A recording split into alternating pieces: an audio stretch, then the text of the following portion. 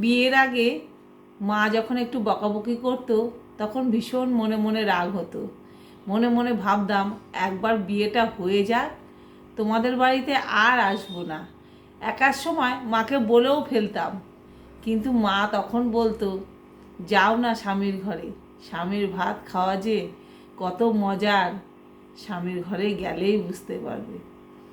এখন বুঝি স্বামীর ভাত খাওয়া কতটা মজার, কতটা কষ্টের, বা কতটা আনন্দের, আর কতটা দুঃখের। এখন খুব যেতে ইচ্ছা করে সেই বাড়িটা, যেই বাড়িটা ছেড়ে এসেছি, সেটা হলো বাবার বাড়ি। আজ আমার বাবাও নেই, বাবার ঘরটাও নেই, কিন্তু খুব মনে হয় বাবা যদি থাকতো, আর বাবার বাড়িটাও যদি থাকতো, তাহলে এক দৌড়ে এক ছুটে চলে যেতাম বাবার কাছে আর বাবার বাড়িতে। সেই দিনটার জন্য খুব আফসোস হয়, তখন কেন বলেছিলাম এই কথাটা, এখন হাড়ে হাড়ে বুঝতে পারি।